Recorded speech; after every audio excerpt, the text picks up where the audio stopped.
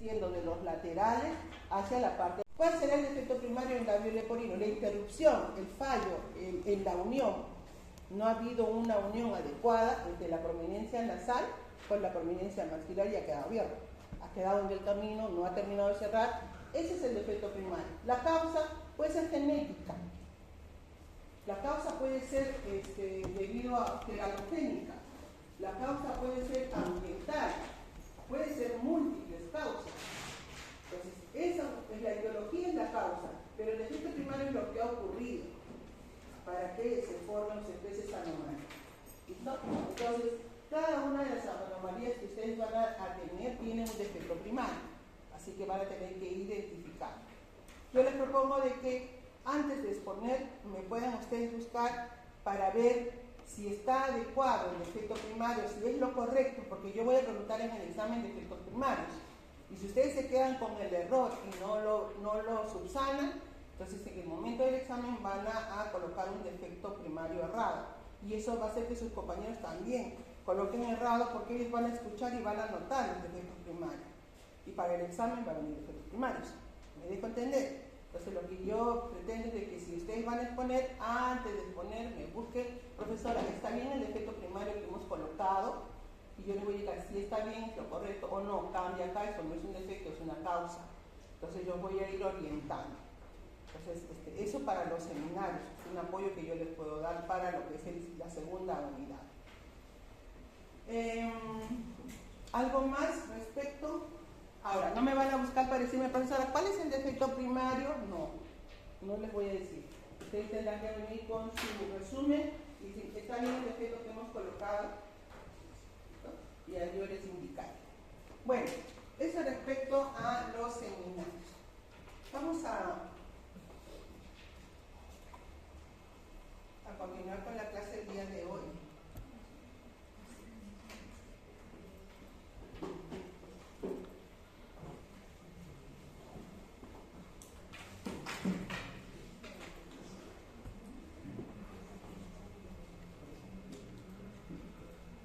Locomotor.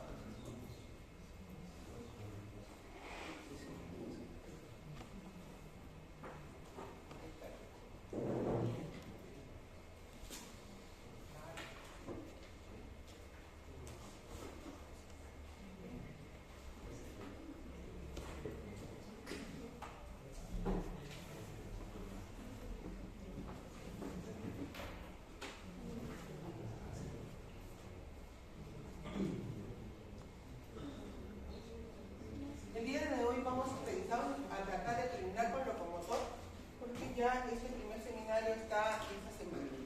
Entonces vamos a ver cómo se forma el sistema esquelético, la parte ósea, la parte muscular que va a conformar el cuerpo del miocito o del pelín. Entonces para ello tenemos que remontarnos a la tercera semana. La tercera semana, donde se está llevando a cabo la neurulación, en este caso se han formado las capas germinativas, ectodermo, mesodermo y endodermo, y se está llevando a cabo la neurulación. Cuando se forma el tubo neural, un grupo de células desde el tubo neural migra hacia la región del mesénquima para formar un tejido mesenquimatoso diferente al mesodermo, llamado ectomesénquima, y eso constituye la cresta neural. Entonces tenemos ahí la cresta neural, una estructura que va migrando y que va a colocarnos inicialmente, posteriormente al tubo neural y luego va a quedar ubicado lateralmente. Este mesénquima que proviene del ectodermo, porque viene del tubo neural, va a participar en el desarrollo esquelético de la región de la cabeza. Es decir, va a formar parte de los artofaringios y los artofaringios van a conformar músculos, huesos de la región de la cabeza. ¿Listo? Entonces ahí tenemos, ¿no?, que la cresta neural con su tejido mesenquimatoso que viene desde el neuroectodermo van a formar estas estructuras esqueléticas que van a dar origen luego a la cabeza. Por otro lado también el mesodermo intraembrionario, que acá se ha diferenciado en tres zonas: el mesodermo paraxial, el intermedio y el lateral. El paraxial, que es pegado a la nodocorta, también se va a diferenciar en unas estructuras que van a empezar a aparecer en el dorso del embrioncito, esto a la cuarta semana, llamados omígonos.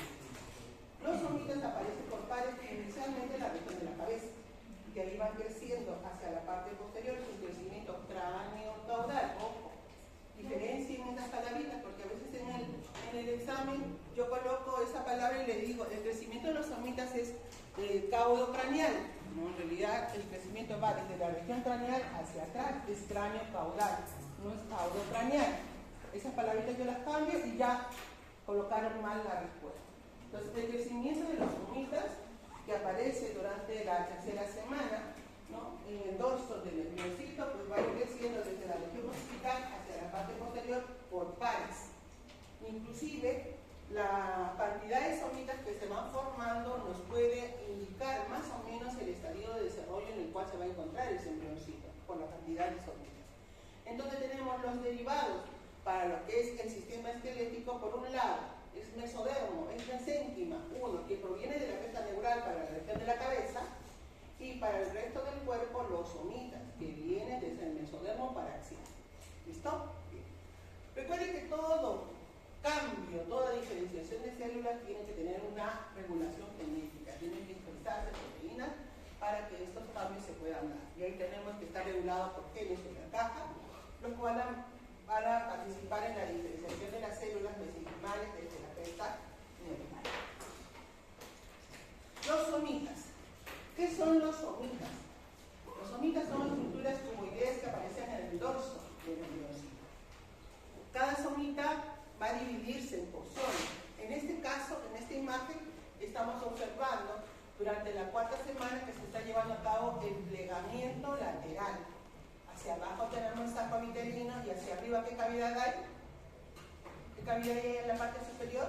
Amniótica. La cavidad amniótica. Entonces acá se está llevando a cabo los plegamientos laterales. Plegamientos laterales, los cuales están dirigiéndose hacia la parte ventral para formar la pared abdominal, la pared corporal anterior. ¿Listo? Entonces, y uno de los responsables en lo que es el plegamiento lateral es la formación del somita.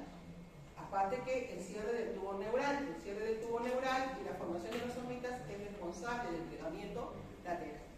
Entonces tenemos que los somitas van a derivar del mesodermo paraxial, van a empezar a conformarse en la región occipital, en la región de la cabeza, y el crecimiento se va a dar desde la parte craneal hacia la parte caudal.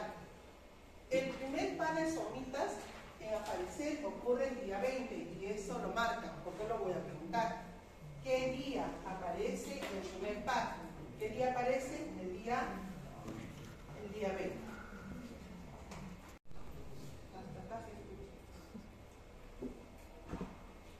El primer par de somitas aparece ¿qué día? El día 20. Y cuando aparece en la región occipital el primer par de somitas, se van formando más o menos 3 somitas por día. 3 somitas por día van a ir apareciendo. De tal manera que a la quinta semana ya tenemos algo de 42 a 44 pares de somitas conformados. Y esta cantidad ya nos va indicando el estadio en el cual se encuentra ese desarrollo. ¿Cuántos pares de somitas se van a conformar? Vean ustedes ahí tienen. En la región occipital se van a formar 4 somitas. En la región occipital se constituyen 4 somitas. En la región cervical van a ir formándose 8 somitas. En la región torácica 12 somitas. En la región lumbar se van a formar 5. En la región sacra 5 somitas. Y en la región coccygia, que es la parte final, se van a formar algo de 10 a 12 o 14 somitas. Ahora, estos somitas en la región occipital, el primer par de somitas es el que va a ir degenerando, y luego van a ir degenerando en la región coccygia algo de 4 o 5 pares de somitas, de tal manera que iban a quedar algo de 2 pares de somitas en la parte ya final, ¿no?, de lo que es el eje cráneo-caudal. Y esto posteriormente va a ser explicación del por qué en ese eje central que va a tener el dorso del embriocito se van a ir constituyendo las vértebras, y va más o menos, nos va guiando en el número de vértebras que se van a ir formando, porque los somitas, ¿qué van a originar? Van a originar posteriormente las vértebras, y a partir de la región torácica se van a ir formando no solamente vértebras, sino también costillas. Entonces tenemos que en la región torácica se están constituyendo ¿cuántos pares de somitas? Aproximadamente 12 pares de somitas, y son 12 vértebras las que se van a formar en la región del tórax, acompañados por sus costillas. ¿Cuántas costillas se van a formar? 12 pares de costillas.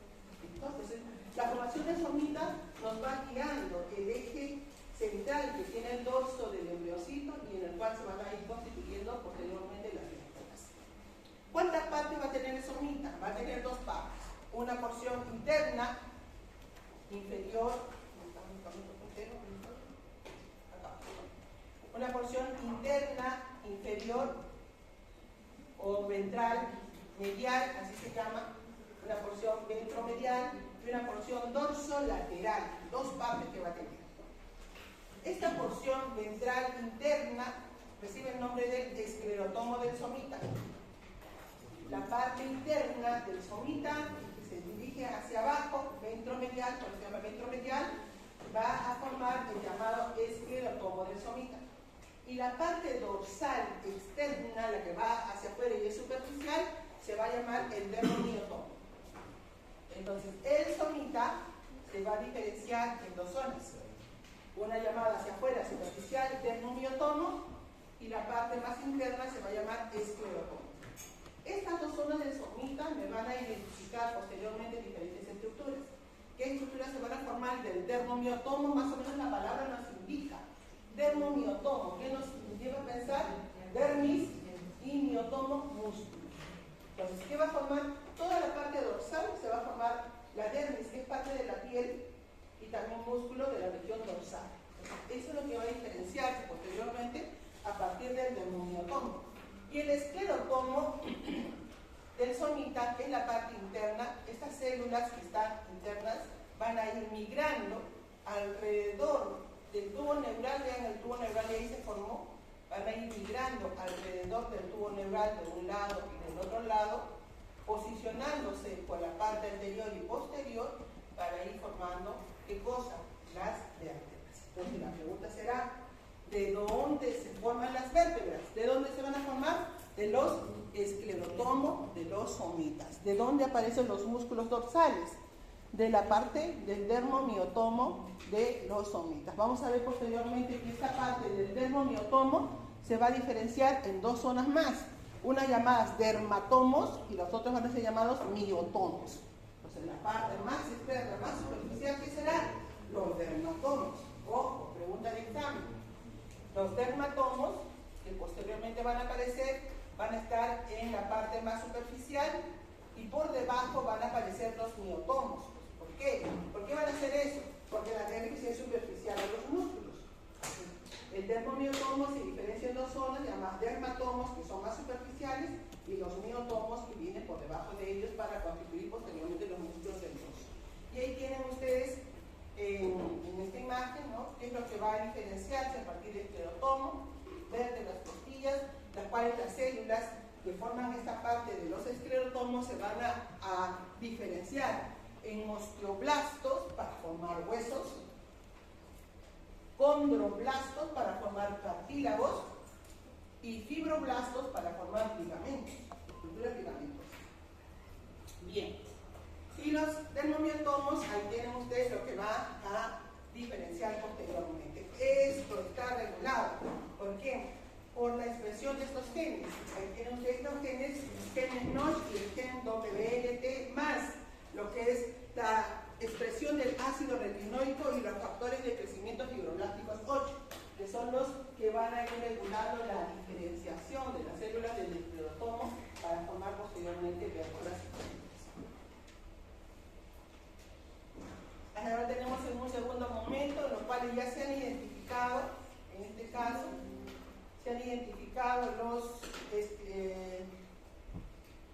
los dermatomos, miren ustedes por fuera, dermatomos y los miotomos, y el esclerotomo ya está rodeando a lo que es el tubo neural.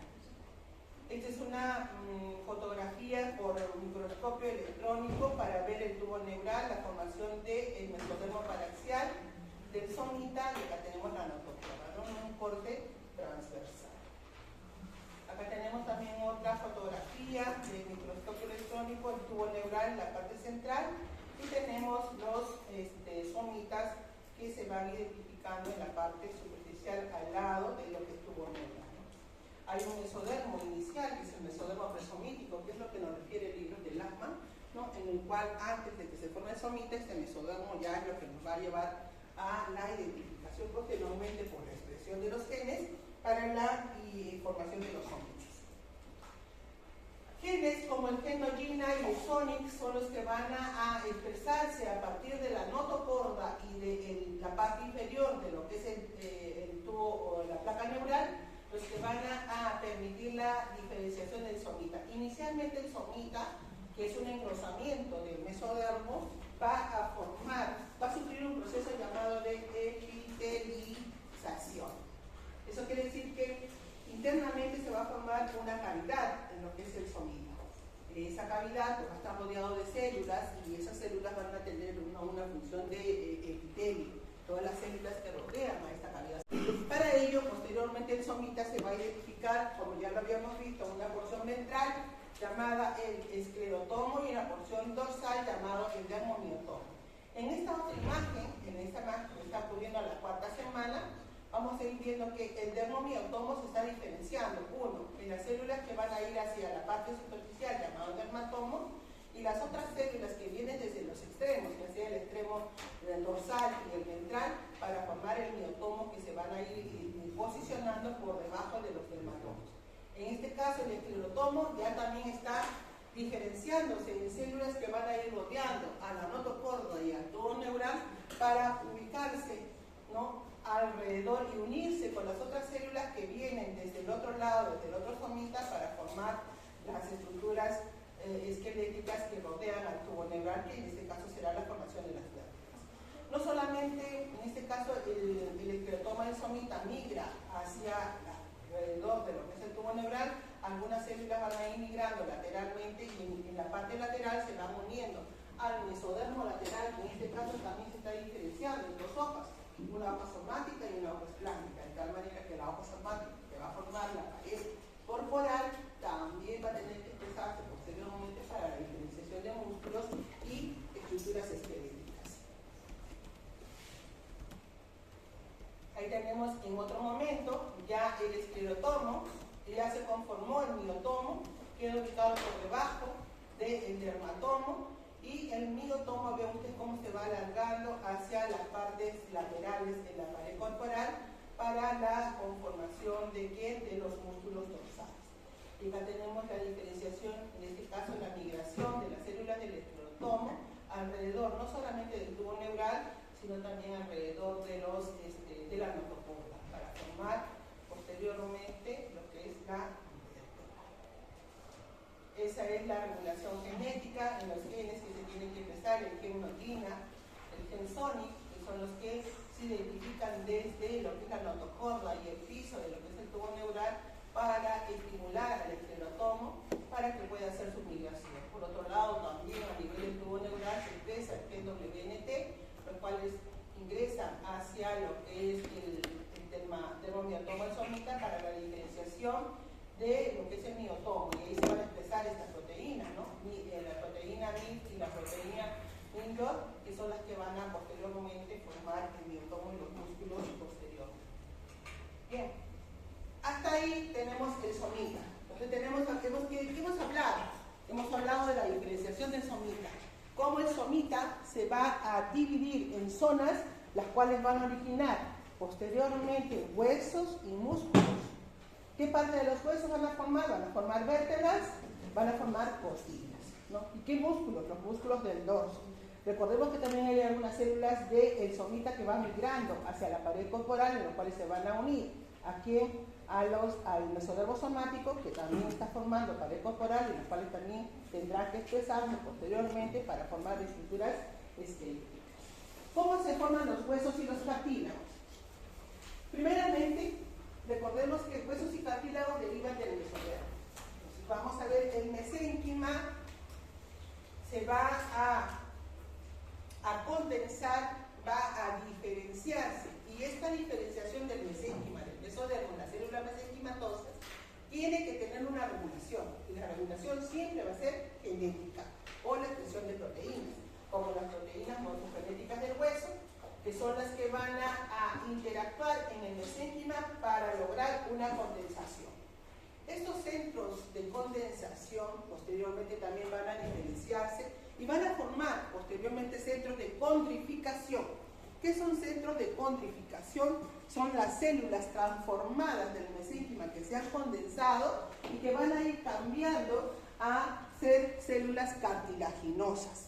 Entonces, lo primero que hace el mesénquima de células mesenquimatosas, se van a diferenciar por expresión de proteínas, se condensan, y estas células condensadas también tienen que tener una expresión de genes para que luego sufran un cambio y se transformen en células que van a originar cartílago. Luego tenemos la diferenciación de estas células que se llaman condroblastos. Los condroblastos posteriormente originarán los cartílagos. Entonces ahí tenemos las condensaciones de estas células que van a tener modelos óseos, modelos cartilaginosos, y van a diferenciarse esta condensación en dos tipos de células. Unas mesenquimales, que van a formar vainas membranosas, y las otras van a seguir otro proceso para formar modelos cartilaginosos. Entonces, la condensación de células va a seguir dos rutas. Por un lado formarán una vaina membranosa y por otro lado van a formar modelos de cartílago. Ahora, ¿para qué es necesario esto? Para que la vaina membranosa, tejido membranoso, tejido fibroso, va a originar directamente un hueso. ¿Qué tipo de huesos van a formar estas vainas membranosas? Sobre todo aquellos huesos que son planos. En la cabeza tenemos huesos planos. ¿Qué huesos? El parietal, el hueso frontal, el occipital, son huesos planos. Entonces, esos huesos y otros huesos planos que hay en el cuerpo, por ejemplo, el esternón, la escápula, entonces tenemos huesos planos. Estos huesos planos, en su formación, derivan de una vaina membranosa. Eso quiere decir, para que se formen estos huesos, no ha sido necesario que se forme un cartílago. ¿Me dejo entender?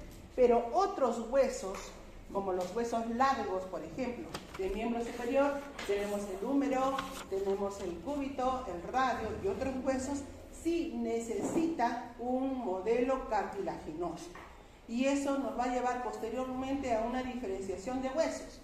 La diferenciación de los huesos van a ser según una vaina membranosa y luego van a hacer según un modelo cartilaginoso. ¿Listo? Entonces, ¿cuáles son los huesos que tienen que tener un modelo de cartílago? Sobre todo los huesos de los extremidades, que son huesos largos. Entonces, para que se forme hueso, se van a formar de dos maneras: a partir de una membrana y a partir de un cartílago. ¿Listo? Más o menos a la quinta semana. Recuerden que inicialmente es mesénquima, que se ha ido condensando y diferenciando. Este mesénquima ha sufrido un proceso de codificación, un proceso de diferenciación, en los cuales estas células mesenquimales se transforman en condroblastos. Estas células nuevas, los condroblastos, van a ir secretando sustancias que va a formar la matriz de este tejido y que van a ir colocándolo alrededor de esta célula. La diferenciación de esta matriz en relación a los tipos de células, ya sea células tejido fibroso, ya sea tejido o células que sean elásticas, va a ir diferenciando el tipo de cartílago que se va a ir formando. La diferenciación de las secreciones de estos condroblastos respecto a la matriz y al depósito de esta matriz va a ir diferenciando qué tipo de cartílago se va a ir formando. Son tres tipos de cartílagos que van a aparecer en el cuerpo. El que más abunda es el cartílago hialino, es el que está más diferenciado en el cuerpo del embriocito, y esto va a formar parte de lo que son las articulaciones. El otro tejido que va a ir formándose abundan las células fibrosas, por lo tanto ese cartílago se va a diferenciar en un cartílago de tipo fibroso, y lo podemos encontrar, por ejemplo, en la conformación de los discos intervertebrales que aparecen entre una vértebra y otra, y vamos a ver también a nivel de la sínfisis del pubis, que también es otro fibrocartílago. Entonces, por lo tanto, en este caso el tipo de cartílago será de tipo fibroso. Pero aquella matriz de sustancia intercelular que está depositando en los condroblastos, en los cuales abunda el tejido elástico, constituye un tipo de cartílago llamado elástico. Este tipo de cartílago lo vamos a encontrar en la oreja. El pabellón auricular está formado por cartílagos, y este tipo de cartílago es un cartílago elástico, porque abundan las células o las fibras elásticas. En otra zona donde se va a encontrar este cartílago elástico es en el cartílago llamado epiglotis. El cartílago epiglotis va a formar parte de la laringe, por lo tanto también es un cartílago de tipo elástico. El resto de cartílagos del cuerpo van a ser de tipo hialino. Cartílagos que van a unir articulación de escapulohumeral, articulación del codo, la rodilla. Esos tipos de cartílagos que van a ir diferenciándose van a constituir cartílago hialino. Es el que más va a abundar. ¿Listo? ¿Cómo se forman los huesos y los cartílagos? El hueso procede, ya hemos dicho, de dos tipos, ¿no? De dos tipos de estructuras. Uno a partir de una membrana y el otro a partir de un cartílago. ¿Cómo se va a llamar la osificación a partir de una membrana? Osificación intramembranosa o membranosa. Y la otra se va a llamar osificación de tipo cartilaginosa o también llamada endocondral. Endocondral es la osificación a partir de un cartílago. Entonces tenemos la osificación intermembranosa, que es necesario que se forme una vaina membranosa, se condensa, se van a formar algunos vasos sanguíneos, se van a diferenciar células a partir del mesénquima llamadas osteoblastos. Estos osteoblastos van a ir formando sustancia intercelular, que es una sustancia algo endurecida, diferente a la sustancia, a la matriz de la vaina membranosa, y vamos a ir viendo que esto va a ser denominado como un prehueso y se va a ir depositando a nivel del tejido membranoso, y posteriormente van a aparecer las sales, los sulfatos cálcicos, los cuales van a endurecer este tejido para formar el hueso. Estos osteoblastos, que son células jóvenes, posteriormente se diferencian en células maduras, que son los osteocitos. Inicialmente son células que están dispersas en toda la matriz, en toda la vaina membranosa, pero posteriormente van a ir, con la aparición de los vasos sanguíneos, van a ir siendo guiadas alrededor de los vasos sanguíneos para constituir la base que tiene todo hueso, que se llama el sistema de Havers. Entonces, ¿están llevando histología? ¿Sí? Entonces ya saben del sistema de Havers. ¿Han hecho hueso? Ya saben el sistema de Havers, ¿no? Es la base histológica de un hueso, ¿no? Que tiene un conducto central, que es el conducto de Havers, y alrededor están ubicadas las células óseas, que son los osteocitos. Entonces, inicialmente estos osteoblastos pues tienen están dispersos, ¿no? Pero posteriormente se van a ir agrupando alrededor de los vasos sanguíneos para formar estos sistemas, llamados ostiones. Posteriormente vamos a ir viendo que aparecen otro grupo de células. Este otro grupo de células se llaman osteoclastos. Los osteoclastos no se forman de la matriz mesenquimatosa, ojo, van a ir migrando desde el tejido vascular, desde la formación de los vasos sanguíneos, van a ir migrando estas células hacia la parte de la matriz, en la formación del hueso. ¿Con qué finalidad? De poder remodelar, van a ir remodelando, es la función que va a tener los osteoclastos. Reabsorben sustancia ósea y van a ir remodelando. ¿Por qué es necesario eso? Porque los huesos que se van formando, que se van depositando en forma de placas, pues tienen que tener cavidades. Cavidades interiores, los huesos planos, por ejemplo, tienen una porción central que es cavitaria, que se llama el dípilo, posteriormente lo van a ver en anatomía, ¿no? En la parte central del hueso, cuya parte superior es duro, la parte inferior también es duro, pero la parte central tiene cavidades. Esas cavidades tienen que remodelarse en relación a los osteoclastos. Van a ir reabsorbiendo parte del hueso para ir remodelando. En los huesos largos, por ejemplo, ¿no? ¿Cuál será la función de los osteoclastos? Ir remodelando la parte central del hueso para formar una cavidad, que es la cavidad medular, en la cual posteriormente aparecerá la médula ósea amarilla, en la que van a ubicarse en la parte medular. Pero esta cavidad, ¿cómo se va a formar? Por remodelación y reabsorción del hueso. ¿Quiénes tienen esta función? Los osteoclastos. ¿Y de dónde derivan los osteoclastos? Derivan de los vasos sanguíneos que van apareciendo en estas vainas, en esta matriz mesenquimatosa. Entonces van a formar el hueso esponjoso, en el cual aparecerá posteriormente la médula ósea, ¿no? En los huesos largos, en los extremos, en las epífisis también tienen que tener un hueso esponjoso que va a tener cavidades, ¿no? Que va a tener posteriormente función hematopoyética, pero esas cavidades se forman por remodelación de los osteoclastos. Posteriormente, en la etapa fetal continúa la remodelación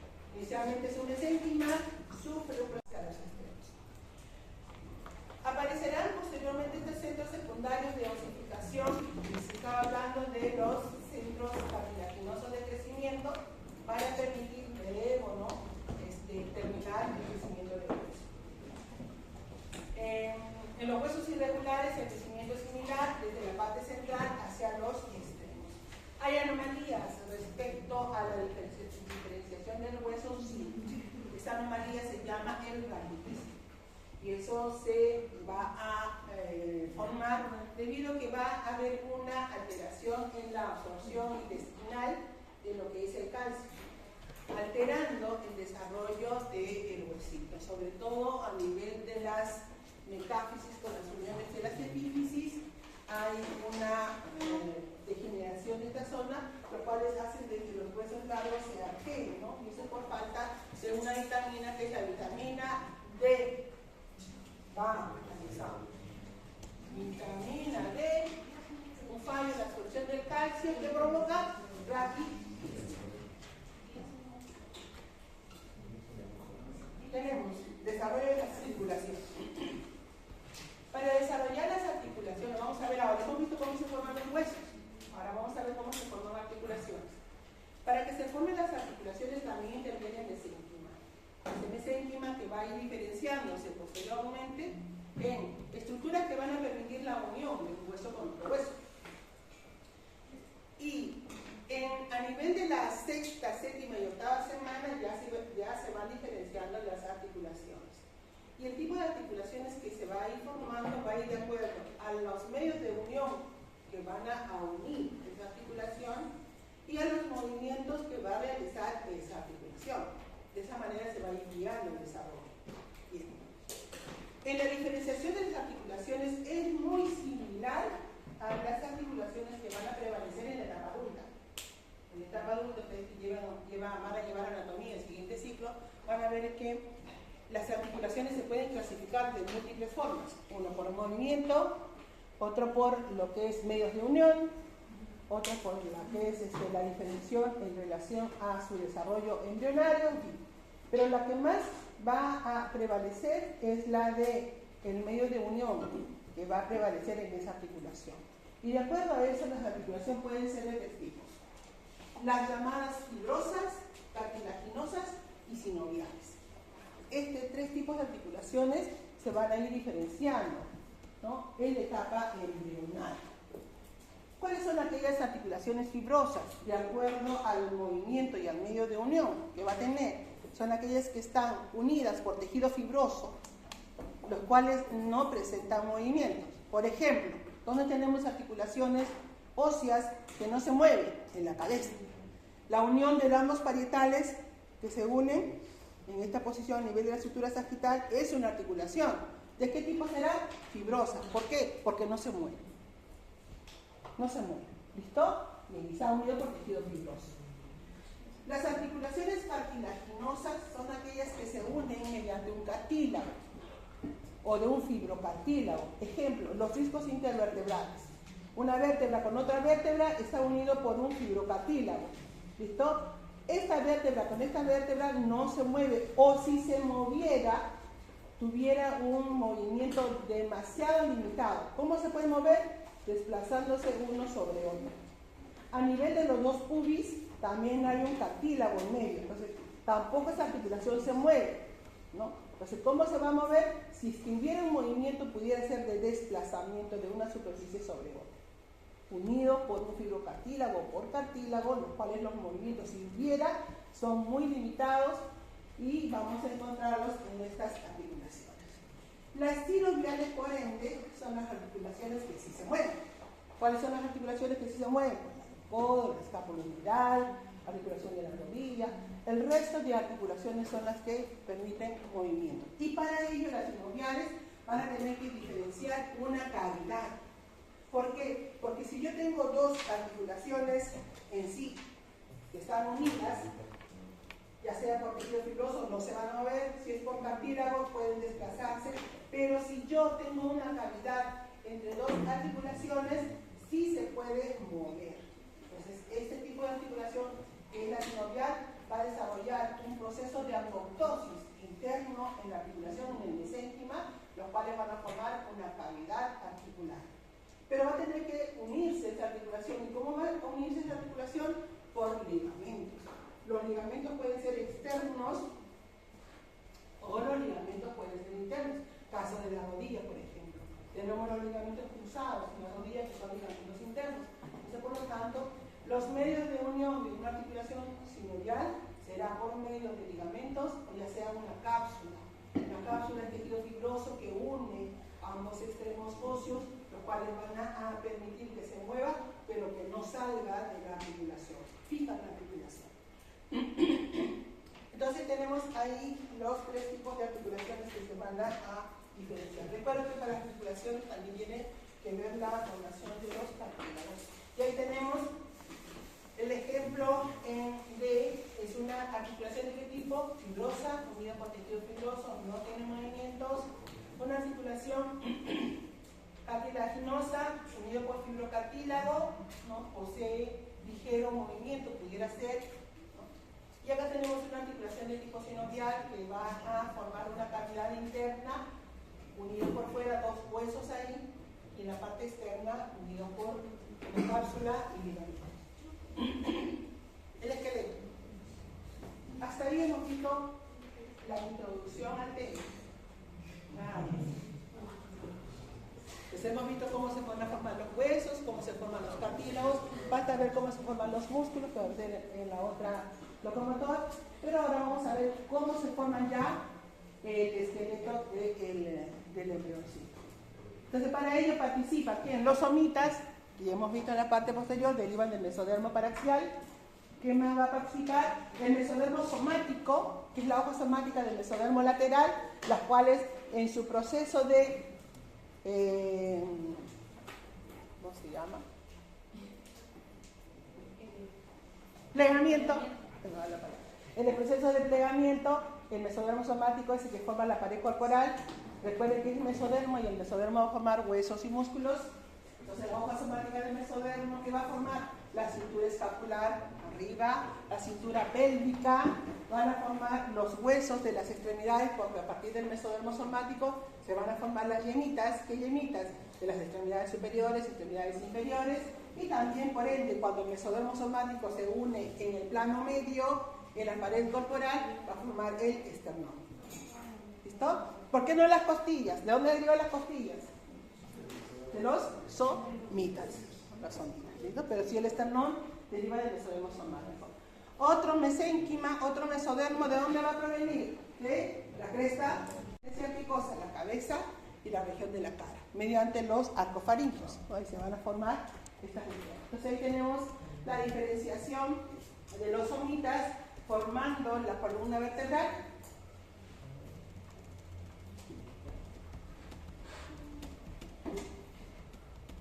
Y lo que vamos a ver ahora es el desarrollo de la columna vertebral.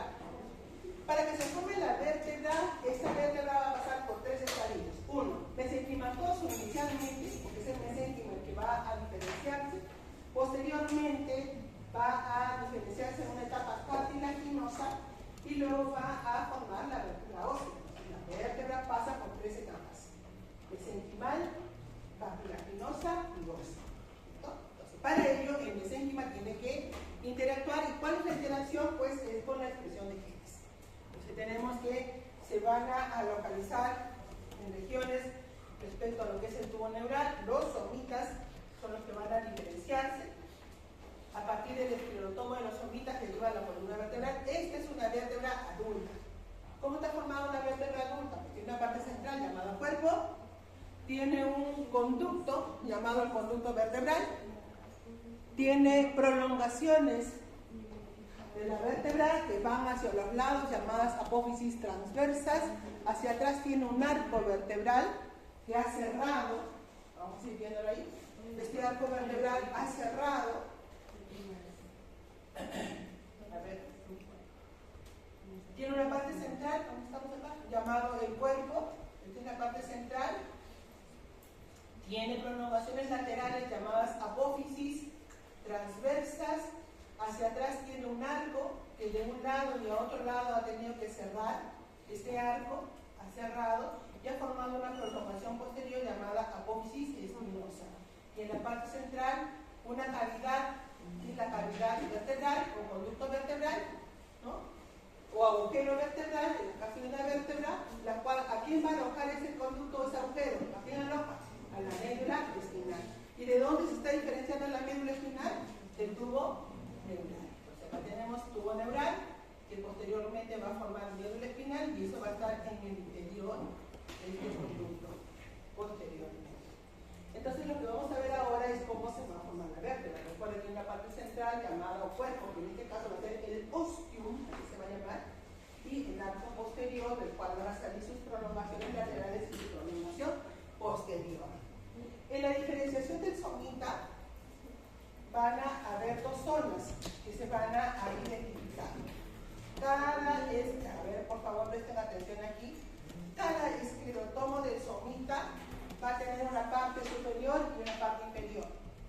cada esclerotomo. Si yo lo quiero dividir este esclerotomo, pues este sería un esclerotomo, este sería otro esclerotomo del somita. Cada esclerotomo va a tener dos divisiones, una parte superior o craneal y una parte inferior o caudal. ¿Cuál es la parte más condensada? Es la parte inferior, es la parte más densa, más condensada. En la formación del somita, y esta es la zona en medio de ambos somitas, denominada la zona intermediaria, que es mesénquima, intersegmental, que es la parte central del somita, que separa los tomos de los somitas. Ahora, cuando se va a formar una vértebra, ojo, escuchen bien, cuando se forma una vértebra es necesaria la presencia de dos esclerotomos, uno superior y uno inferior, separados por su sustancia intersegmental. Un esclerotomo superior y uno inferior. Se necesitan dos. ¿Por qué? Porque la zona inferior, que es la zona caudal, la zona más condensada, va a ir migrando. ¿Hacia dónde? Hacia abajo, hacia la parte craneal de esta zona, la parte superior o craneal de este segundo esclerotomo. ¿Me dejo entender?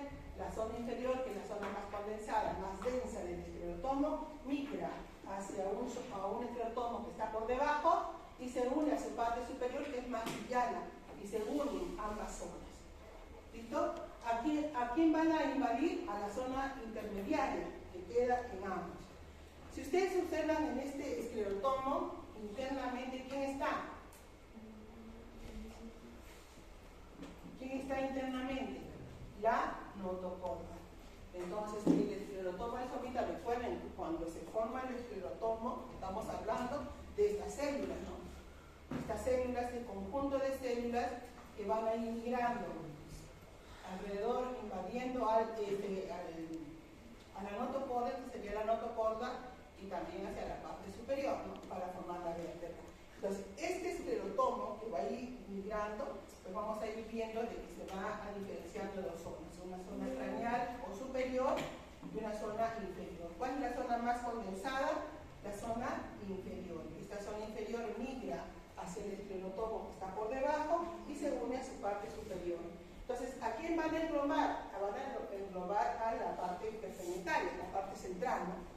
¿Y dónde está pasando quién? Está pasando la notocorda. La zona central de la notocorda que va para el esclerotoma degenera, va degenerando. Pero la zona que está de la notocorda en la parte intersegmentaria no degenera.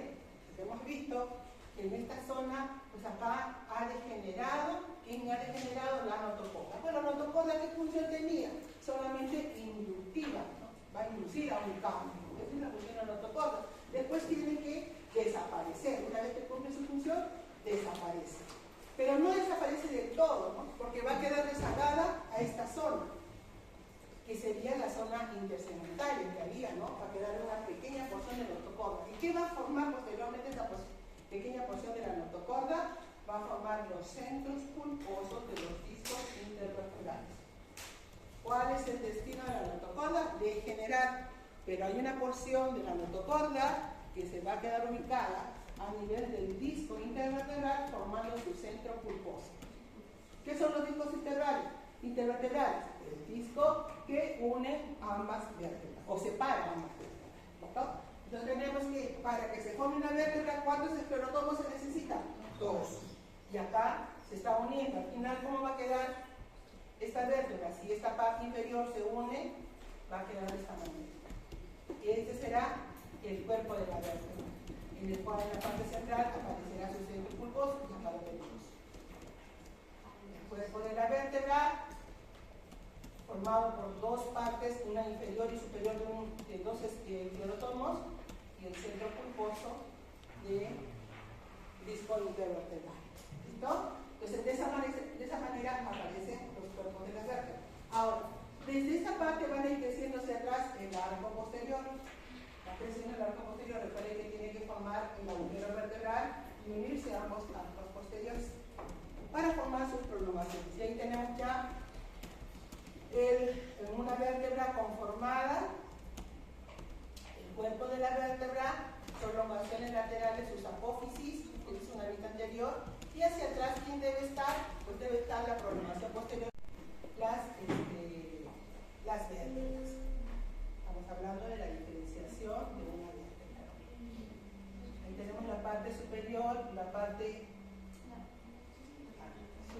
inferior. ¿Listo? Y hacia atrás, miren ustedes, acá no se ha formado y hacia acá sería la parte central, la que estamos conformando, y hacia atrás los dos arcos posteriores. Bien. La etapa cartilaginosa. Vamos a ver, acá tenemos en esta imagen que nos muestra el libro de Moore. Una etapa a la quinta semana, la diferenciación de una vértebra. Recuerden que en la parte central también está una pequeña porción de notocorda y tenemos los dos arcos posteriores. Van a la sexta semana a aparecer centros de condrificación, las cuales van a originar cartílago, por lo tanto la vértebra pasará a ser cartilaginosa. Una vez que la séptima semana, ya finalizando el periodo embrionario, todas las vértebras tienen apariencia de cartílago, son cartilaginosas. Y van a ir desarrollando centros de osificación. Es decir, que a partir del cartílago se van formando células óseas, ¿no? Centros de osificaciones primarias, que van a aparecer ¿en dónde?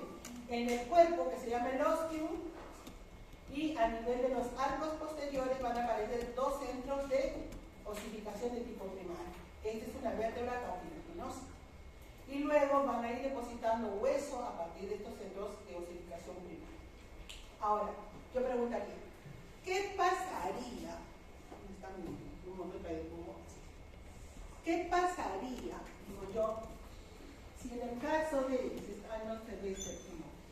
Vamos a ver con el butel acá. ¿Qué pasaría si en el caso de que yo tuviera un cuerpo de una vértebra?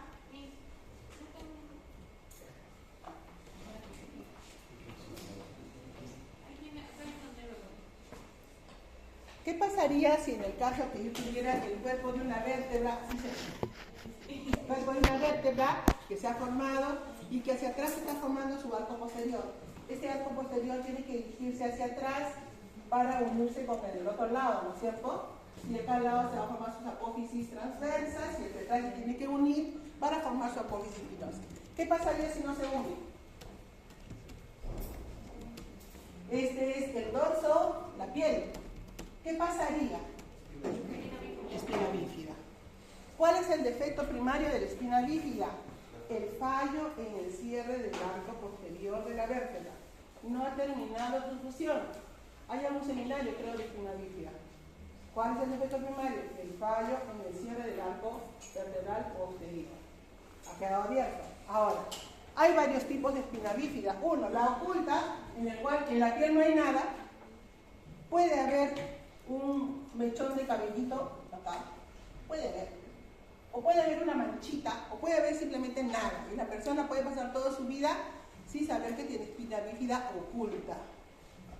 ¿Cuándo lo puede identificar? Cuando por X motivo va por otra cosa y le hace una radiografía y le dicen, bueno, tienes una espina bífida bien oculta, ¿no? O terminar su existencia sin siquiera saber que tenía una espina bífida.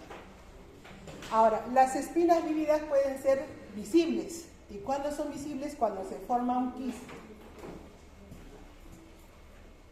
Acá se va a formar un quiste y aparece un quiste en el dorso, generalmente en la parte lumbar. Y eso se llama espina bífida quística. Cuando se forma un quiste. ¿Y qué contiene el quiste? Entonces, ¿qué cosa hay en el interior de este agujero? Está la médula espinal. Está la médula espinal y la médula espinal está rodeado de meninges. Las meninges que rodean la médula espinal, y cuando protruye la meninge se llama espina bífida con meningocele.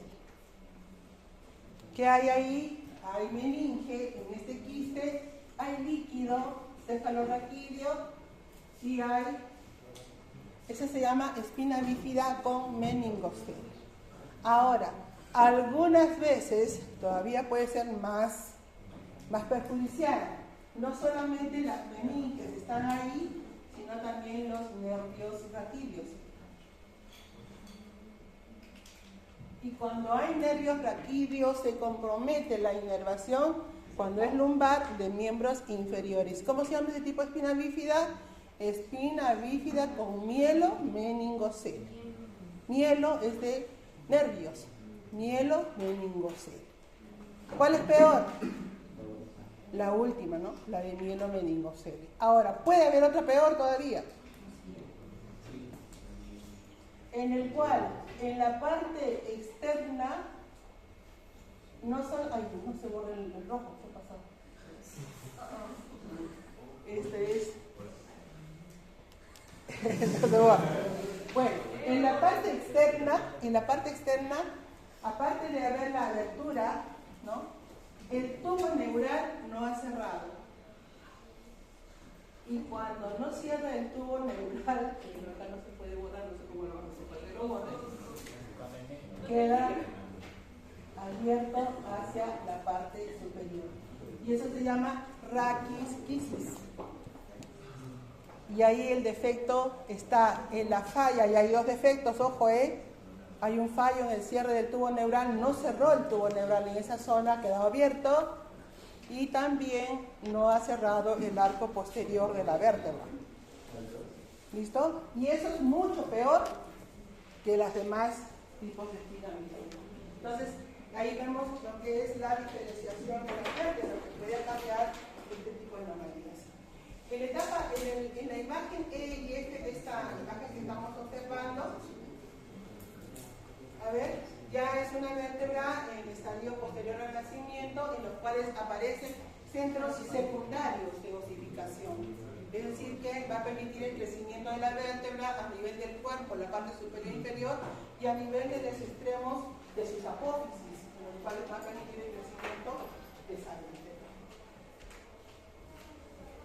Mire, estos centros secundarios aparecen en la etapa de la pubertad. Todavía ustedes son jóvenes, no, ya están pasando. Bien. ¿Cómo se forman las costillas y el esternón? Las costillas se van a formar por los llamados procesos costales. Los procesos costales son prolongaciones que tienen las vértebras torácicas. En la región del tórax se van a identificar estos procesos costales, los cuales van a prolongarse hacia la parte anterior, van a prolongarse para formar las costillas. ¿Cuántas costillas se van a formar? 12 pares de costillas, que van a estar distribuidas como las primeras costillas, 7 pares, que son las costillas que se llaman verdaderas, porque van a llegar hacia el esternón mediante un cartílago. Luego tenemos las costillas falsas, que son la 8, 9 y 10, y la 11 y la 12, que se llaman flotantes, porque no llegan hacia el... ¿Cómo se usan? Son barras esternales.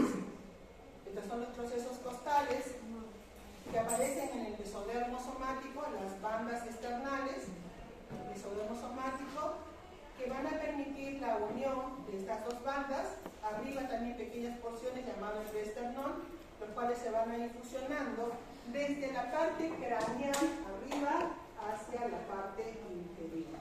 De tal manera que el esternón arriba va a tener pequeñas porciones para formar la parte superior, llamado el mango del esternón. La parte media formará el cuerpo del esternón y la parte inferior va a formar el apéndice cifoides. Ahora, la forma que va a tener el apéndice cifoides va a ser en relación a que si ha cerrado completamente, será único, o si ha interrumpido su desarrollo, va a ser bífido, o puede ser redondeado. La forma que adopta este apéndice está en relación a el momento de la fusión. Ojo, no acarrea anomalía, acarrea solamente una diferenciación, es diferente, una variación del desarrollo. ¿Por qué? Porque no altera el funcionamiento que tiene el esternón. Cuando sí altera el funcionamiento, ya puede acarrear una anomalía. ¿Listo? Puede haber anomalías respecto a la formación de las vértebras, sí, hay anomalías respecto a la falta de desarrollo de algunas vértebras, y eso puede conducir a una anomalía de cuello corto que ahorita vamos a ver. Remanentes de la notocorda se llaman cordomas, y esos cordomas pueden originar tumores malignos en la relación de la formación de lo que es el eje. Pueden ver mayor número de vértebras. Tenemos el síndrome de Klippel-Feil, cuello corto, en lo cual falta de desarrollo de las vértebras cervicales. Esto es una espina bífida. Esto es una mielosquisis o raquisquisis, pero esto es amplio, que afecta la parte occipital y la parte superior del dorso de la columna. No ha cerrado acá lo que es el tubo neural. está en la visualización del esternón, en el cual ven anomalías, ¿no? En la formación del esternón no ha cerrado, no se ha unido y ha quedado solamente la parte mesenquima. No se ha formado el esternón. Vamos, hasta ahí columna, nada más, me falta esqueleto, el músculo, el miembro superior y el miembro inferior. ¿Se cansaron? ¿Se está entendiendo, más o menos? Sí. Sí, ¿no? Bien, bueno, ahora lo van a ir a leer. La parte de todo lo que es somitas, y la diferenciación tanto para lo que es vértebras como para lo que es músculos, lo leen del LACMA, y ahí va a salir el examen, del LACMA, ¿listo? ¿Por qué? Porque somitas en MUR solamente tiene así 3 rayitas de somitas nada más. LACMA identifica o mejor lo describe la parte de los somitómeros o lo que son esclerotomos, dermomiatomos, todo eso lo diferencia mejor LACMA. Así que le hablo por LACMA, ¿listo? Bien, vamos a ver qué sucede con los miembros, ya sea superior o inferior. Estos van a aparecer en la pared corporal lateral. Recuerden que la pared corporal está formada por el mesodermo somático. Y aparecen pequeñas yemitas. Siempre aparece el miembro superior antes que miembros inferiores. 2 o 3 días antes el miembro superior y posteriormente va a ser las inferiores. Entonces, el esqueleto appendicular, el miembro superior va a estar formado por una cintura escapular, una cintura pélvica y las extremidades. La cintura escapular está formada por la clavícula y la clavícula, a diferencia de los demás huesos del esqueleto, esta no va a formarse por un modelo de cartílago, sino se va a formar por osificación de tipo membranosa. Es necesaria una vaina membranosa para la formación de ¿qué? De la clavícula. Ojo, repito. La clavícula, que forma parte del cinturón escapular, en la formación del miembro superior, esta no se forma de un cartílago. Se va a formar una vaina membranosa en mesénquima, se va a formar una estructura membranosa, lo cual va a originar posteriormente este huesito. Este huesito es la primera en osificar. Este hueso, de todos los huesos del esqueleto, es el primero en que osifica. El segundo hueso va a ser luego el fémur. Es el primero de los huesos en osificar. En la relación de la cintura pélvica, la parte inferior, pues vamos a ver que la rodilla, el desarrollo es una articulación que va a llevar a cabo primeramente centros de osificación primario para la formación de sus huesos y luego va a tener centros de osificación secundarios que van a aparecer posteriormente. Solo que eso es en las articulaciones, solo que en la rodilla, antes del nacimiento, aparecen los centros de osificación secundarios, la única articulación que va a ir formando estos centros secundarios de osificación. El resto aparece posterior al nacimiento. Entonces, a la quinta semana, vamos a ver que a nivel de la pared corporal van apareciendo las yemas, pequeñas yemitas que van a ir condrificando. ¿Qué significa condrificar? Formar cartílago. Y a partir de estos cartílagos que van a formar modelos cartilaginosos, empiezan a diferenciarse las extremidades. A las 12 semanas empiezan a haber ya centros de osificación primarias y recuerden que la rodilla aparece posteriormente antes del nacimiento. Vamos a ir viendo cómo aparecen estas yemitas y extremidades. Acá tenemos la yemita. Esta yemita, ¿cómo está formada? Una parte central mesénquima y está rodeado por ectodermo de superficie. Entonces, acá tenemos a la yemita.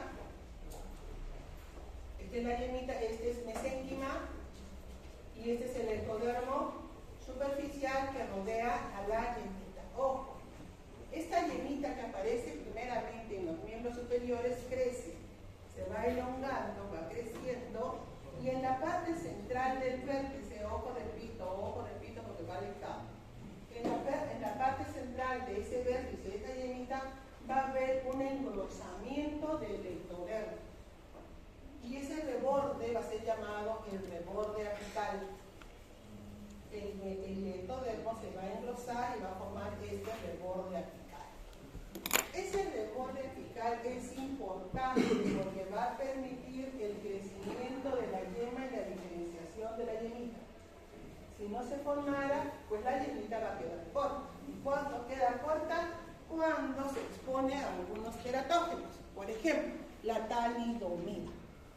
La talidomida es un fármaco que altera el crecimiento y desarrollo de los miembros del ser superior e inferior, que impide la interacción de este reborde apical con el mesénquima para que prolifere y crezca la llenita. ¿Listo? Entonces, la formación de este pequeño reborde es importante porque estimula al mesénquima para que prolifere y la llenita pueda elongarse. Ahora, esta llenita va a pasar por diferentes estadios. Inicialmente es un pequeño bultito. Sigue el mismo patrón. Va a ser lo mismo la secuencia. Solo que uno es antes y el otro después. 2 o 3 días antes superior y posteriormente inferior. Ojo, y al final el mesénquima, ¿no?, que ha formado centros de cartílago, estos cartílagos van a formar posteriormente huesos, los huesos largos. Y además que también en el mesénquima se va interactuando, se van diferenciando células musculares que van a formar los músculos del miembro superior y miembro inferior. Ahora, otra cosita que hay que tener en cuenta para la identificación de las extremidades es que durante el crecimiento, que inicialmente es una pequeña yemita, luego tiene forma de aletita, luego tiene forma de palita y luego tiene forma más extensa, pues estas conforme van creciendo van a ir rotando, van a hacer una rotación. Miembro superior rota hacia afuera. En el crecimiento de la yemita va a ir rotando hacia afuera, de tal manera que cuando ustedes adoptan posición anatómica, la posición anatómica es esta, con la palma orientada hacia adelante y el primer dedo hacia afuera. Por ende, los músculos que van en esta región anterior del miembro superior son músculos que hacen esta función. ¿Qué función será? Flexión. Flexión de miembro superior. Sin embargo, miembro inferior no rota hacia afuera, sino hace su rotación hacia adentro, de tal manera que el dedo gordito del pie va hacia adentro. Y los músculos flexores ya no están adelante. ¿Dónde va a estar ahora? Posteriores, porque la flexión del miembro superior es hacia atrás. Es por eso que se ubican de esta manera. Ojo, voy a preguntar por ahí músculos, la diferenciación de estos músculos. Que los músculos flexores del miembro superior tienen una ubicación anterior. ¿Por qué? Porque la rotación se hace hacia afuera. Los músculos flexores del miembro inferior tienen una ubicación posterior. ¿Por qué? Porque la rotación se hace hacia arriba. ¿Listo? Ahí la tienen. Rotación interna, rotación externa, 90 grados. Es el libro de Langham, los modelos cartilaginosos para formar los huesitos.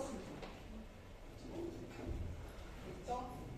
Final del desarrollo, los huesos largos a la 7ª semana ya tienen centros primarios de osificación. La osificación de los huesos del carpo se produce posteriormente al nacimiento, al primer año.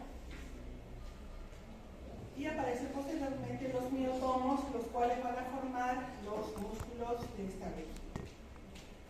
La inervación, cada somita va a tener su propio nervio. Por lo tanto, la elongación que tengan los somitas va a acompañar a la llenita y va a inervar a los músculos que se van a ir diferenciando. Entonces, vamos a ver que la inervación proviene desde los dermatomos de los somitas. La irrigación también, cada somita posee una arteria y esta arteria acompaña en la diferenciación del miembro superior y también va a irrigar.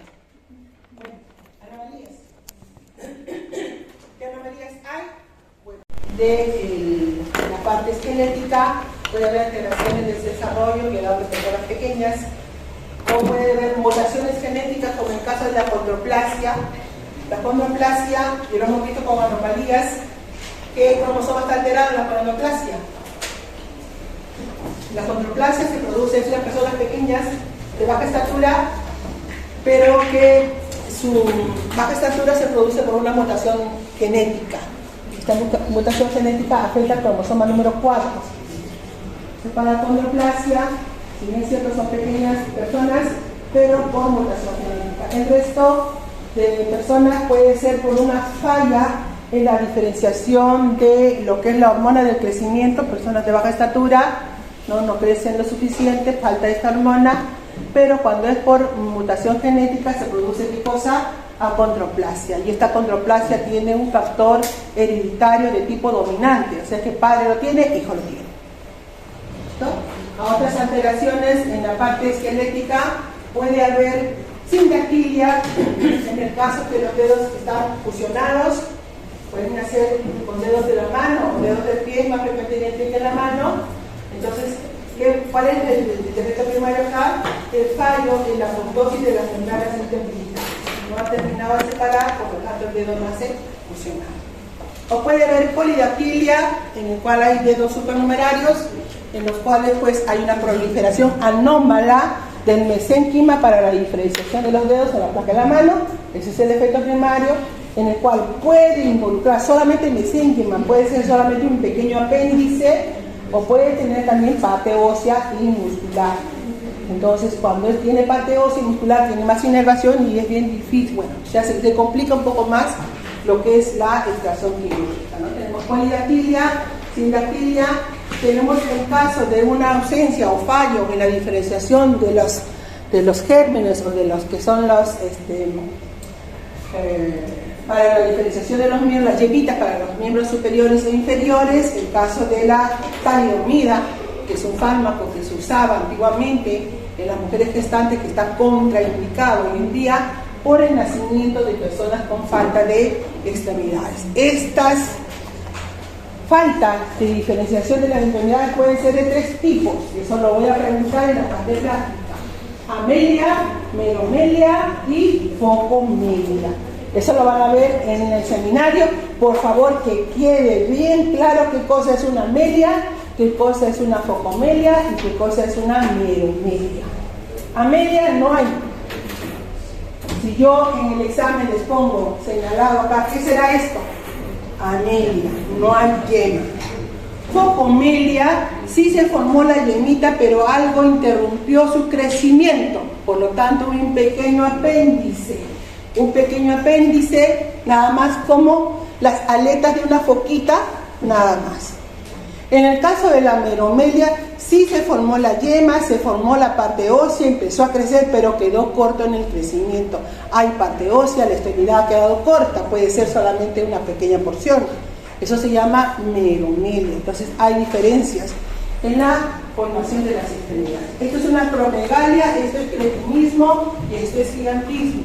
Acromegalia, cuando una zona de las partes del cuerpo, ya sea la zona de la cara o las manos, crece en mayor cantidad, y eso es en relación a pues una falta de estos son dedos en forma de pinza de langosta, también creo que le ponen en el seminario. Esto es una falta de desarrollo de los deditos.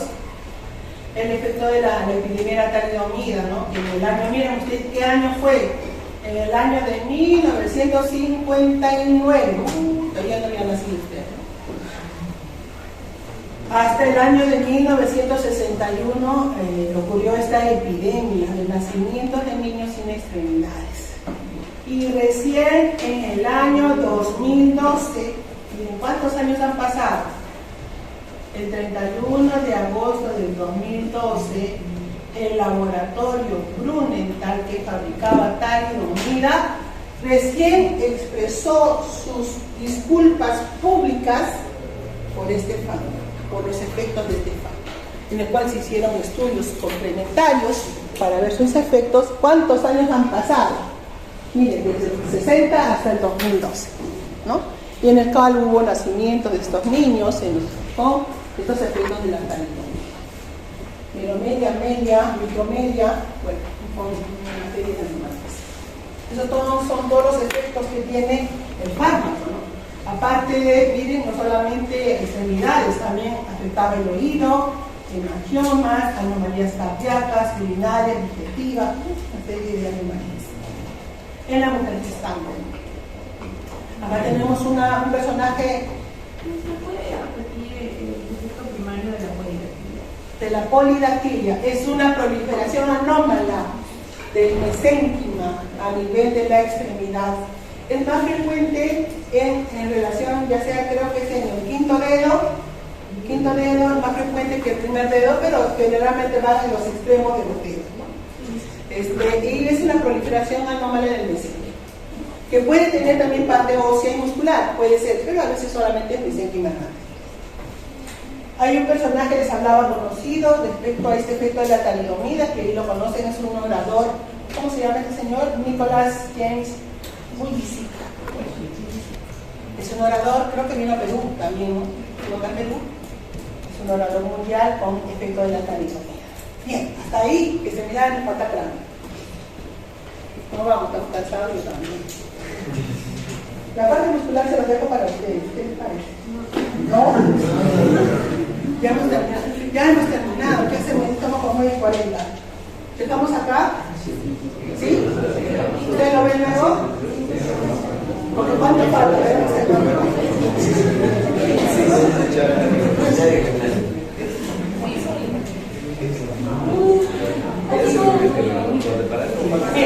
¿Qué podemos hacer? Terminamos cráneo y músculo dejamos para un enlace virtual. Ya, terminamos cráneo y luego hacemos la charlita 15 minutos a lo sumo. ¿Les parece? Bien. ¿Saben qué es la charlita? Vayan a la parte de acá para la charlita, ¿ven? El que no se ha notado debajo puro. Para la formación del cráneo. Bueno, ya sabemos cómo se forman los huesos y también ya sabemos que los huesos del cráneo, que son planos, tienen que formarse a partir de una vaina membranosa. Pero hay una parte del cráneo que en relación a su formación necesita de parte cartilaginosa. Entonces para ello tenemos que saber que el cráneo se divide en dos zonas. Esta es la cabeza. La cabeza está dividida en parte craneal y la parte de la cara. ¿Listo? El cráneo se va a dividir en dos zonas. Uno, la parte superior que se llama bóveda, la parte superior que se llama la bóveda del cráneo, y la parte inferior